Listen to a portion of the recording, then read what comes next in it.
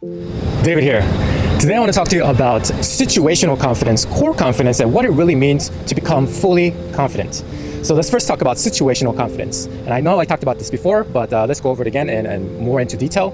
So situational confidence is a confidence where you have to use something or you rely on something for your own sense of confidence. So the typical obvious example here is relying on alcohol. They call this liquid courage, right? Or relying on any kind of substance, really. It could be drugs or any kind of substance, and that kind of stimulates this type of mood, that elevates this mood, right? So you're becoming reliant on alcohol for your sense of confidence. But you don't really need this alcohol to actually be confident. And situational confidence, how you can view this, is kind of like a three-legged stool. It's a three-legged stool that's very flimsy, right? And if you remove one of the legs, it easily falls over.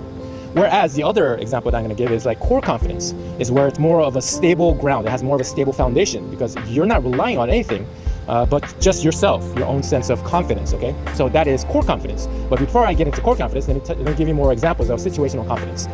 So another example of situational confidence is friends or having a social circle within you.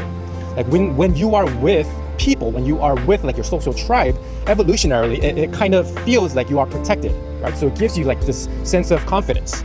So I mean, like, I'm pretty sure this is resonant or relevant in your life when you're with friends. Like, say you're going to an event with your friends, you just feel a lot more confidence, right?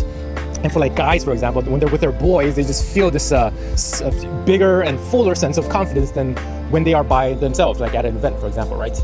So this is also a form of situational confidence, because what happens when you remove your friends, when you move your friends from the environment, right? It starts to, your confidence collapses again, right? So you become reliant on this type of situation for your sense of confidence.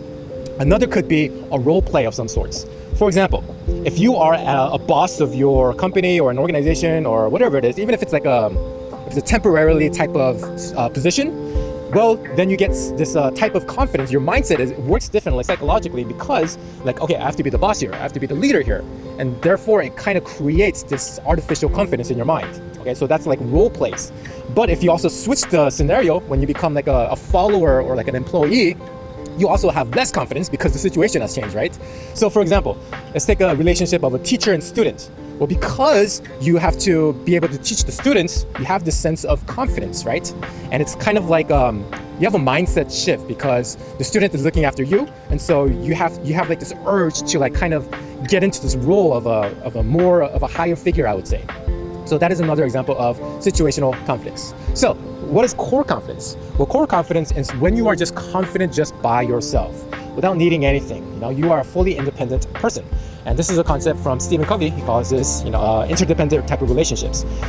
Two dependent people cannot form what is called an interdependent type of relationship. It's only when two independent people come together that forms this interdependent type of relationship, creates synergy, right? But when you are dependent on somebody else, that is a dependent type of relationship because you're not fully there. You're not like your full self without this type of person.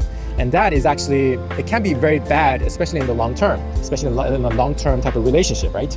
So that is a form of dependency. So the whole topic here, this message here, is to let go of dependency. Let go of dependency and become a fully independent person. And when you do, you have this sense of core confidence. You just are. Right? It's coming from the framework of the being paradigm rather than the doing paradigm. The doing paradigm is like a situational confidence where you have to do this and this and this in order to, prove that you are worthy of something. Whereas the being paradigm, you already have a sense that you are worthy. You are enough. You are valuable. And you don't got to do anything.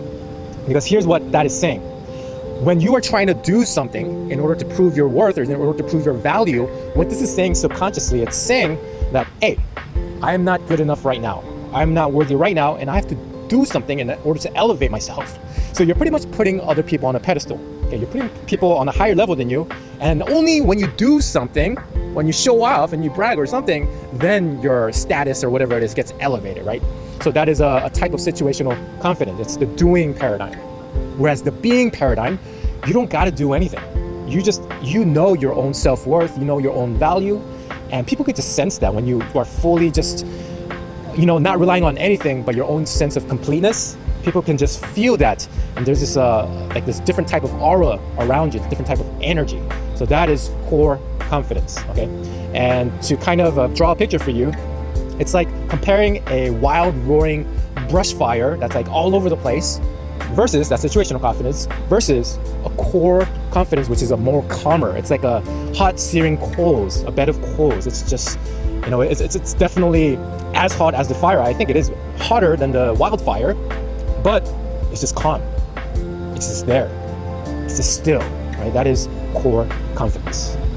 So that's what I had for this video. Hope this helps with establish a picture of what core confidence is and what true confidence is versus this false type of situational confidence that we talked about. So that's it for this video. I hope you found value out of this one, and I'll talk to you in the next one. Peace.